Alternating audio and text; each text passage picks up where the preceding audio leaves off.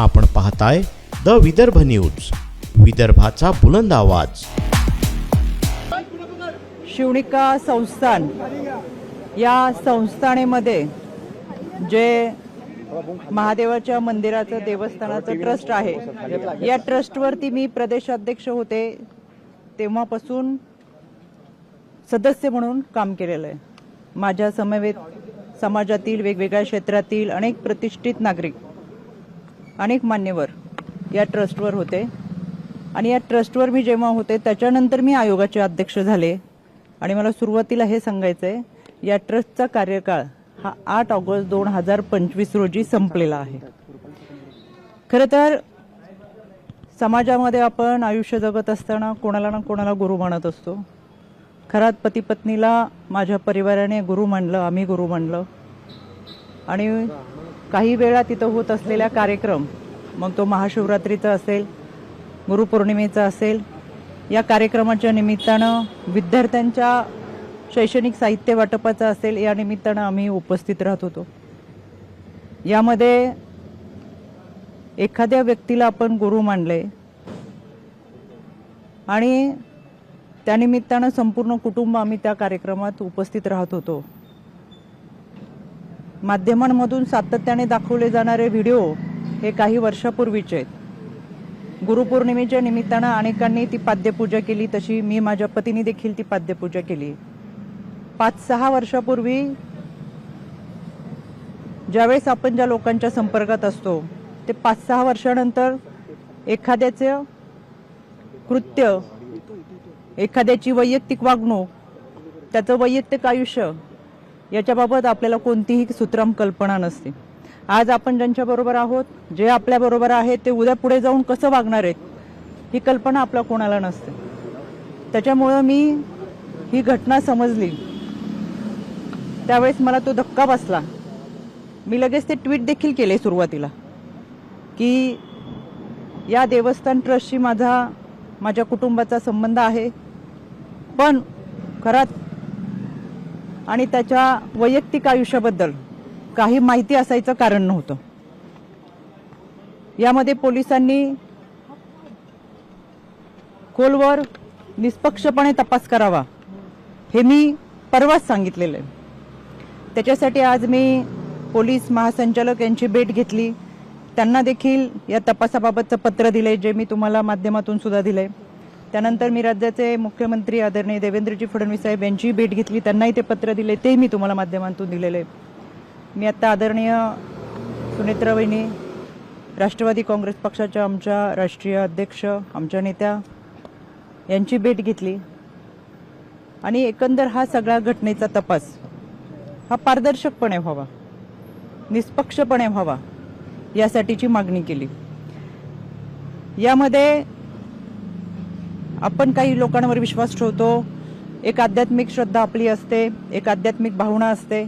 माझं संपूर्ण कुटुंब हे वारकरी कुटुंब आहे, त्याच्यामुळे आमची जी श्रद्धा होती ती आध्यात्मिक दृष्टिकोनातून होती आणि म्हणून आम्ही कुटुंब ह्या देवस्थानशी जोडलं होतं।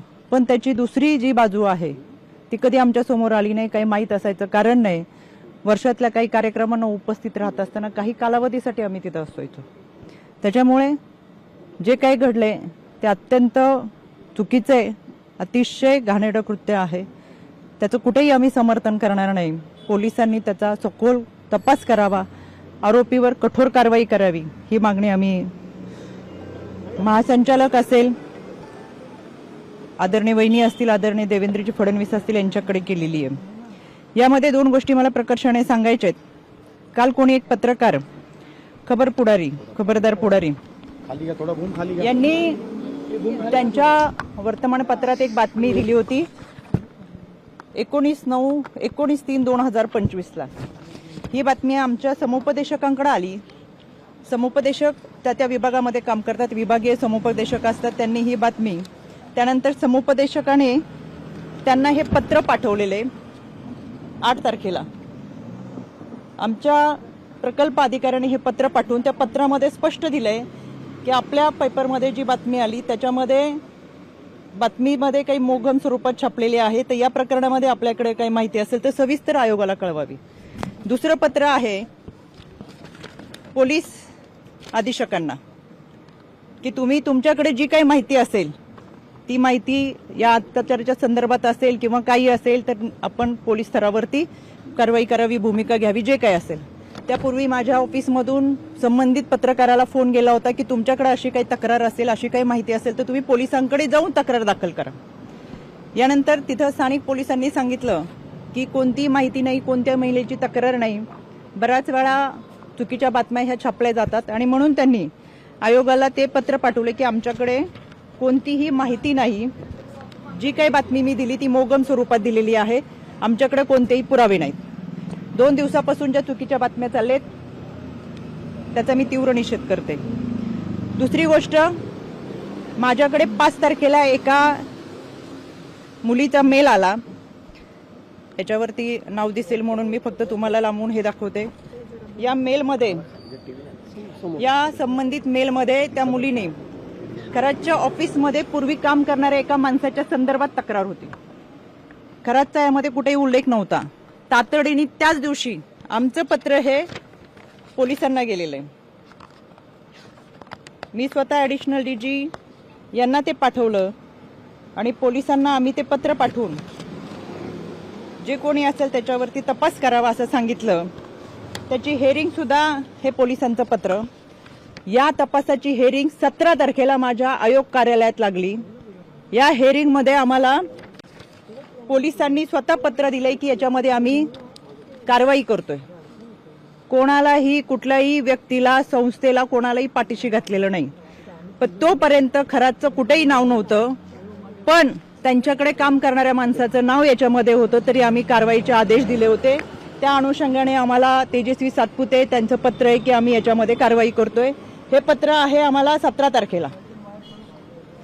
17 तारखेला यामध्ये जी तक्रार होती ती एका महिलेची कार्यालयामध्ये पूर्वी काम करणाऱ्या एका मुलाच्या संदर्भात होते. त्याच्यामुळे मला आवर्जून सांगायचंय की अशा पद्धतीने जे काही गोष्टी 2 दिवस चालू आहेत, चुकीच्या बातम्या चालू आहेत, एखादी व्यक्ती पुढे जाऊन कशी वागती, त्याचं कृत्य, वैयक्तिक आयुष्य आपल्याला कोणाला माहीत नसतं. आम्ही जोडलो होतो तर मी पहिल्याच दिवशी ट्विट करून सांगितलं, हो आम्ही संस्थानाशी जोडलेलो होतो, देवस्थान ट्रस्टमध्ये होतो. ते फोटो माझ्या आहेत. अनेक वर्षापूर्वीच्या आमच्या कुटुंबाबरोबरचे फोटो तिथं होते आणि एखाद्या गुरुची, पती पत्नीची पाद्यपूजा करत असताना गुरुपौर्णिमेच्या दिवशीचे फोटो आहेत. विशेष म्हणजे अनेक लोकांचे फोटो याच्यामध्ये आहेत, पण केवळ महिला म्हणून ज्या पद्धतीचं सॉफ्ट टार्गेट गेले 2 दिवसामध्ये करतात ते अत्यंत चुकीचं आहे. काही जणांनी पत्रकार परिषद घेऊन सातत्याने चुकीच्या बातम्या पसरवण्याचा प्रयत्न केला.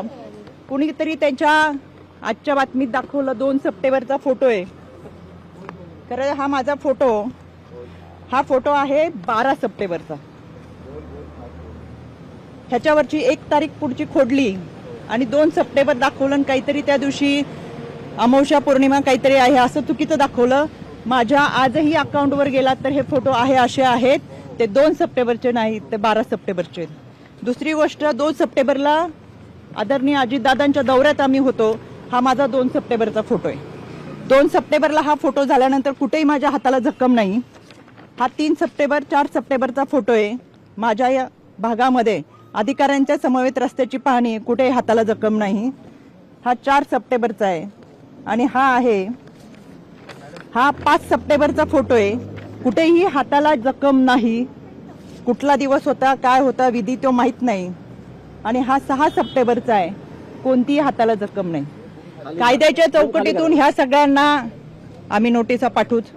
चुकीच्या पद्धतीने बदनामी करणं, अश्लील टीका टिप्पणी करणं, खोटे नरेटिव्ह सेट करणं, खोट्या बातम्या प्रसारित करणं, या सगळ्यांच्या बाबत कायद्याच्या चौकटीतून प्रक्रिया नक्की करेल. मी परत सांगते, यामध्ये जी व्यक्ती होती ती दोषी आहेच, त्याच्यावर कठोर कारवाई झालीच पाहिजे. आपल्याला कोणत्याही व्यक्तीच्या वैयक्तिक आयुष्याबद्दल काही माहिती असायचं कारण नाही आणि आज आपण ज्यांच्या बरोबर आहेत ते पुढे जाऊन 4 वर्षांनी, 5 वर्षांनी काय करणार आहेत हे याची कल्पना आपल्याला नसते.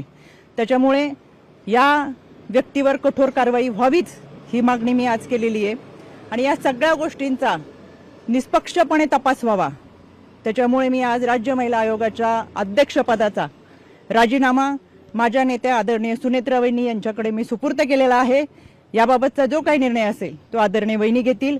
आपल्याशी बोलण्यासाठी मी सविस्तर पुराव्यासहित पत्रकार परिषद घेईल. धन्यवाद.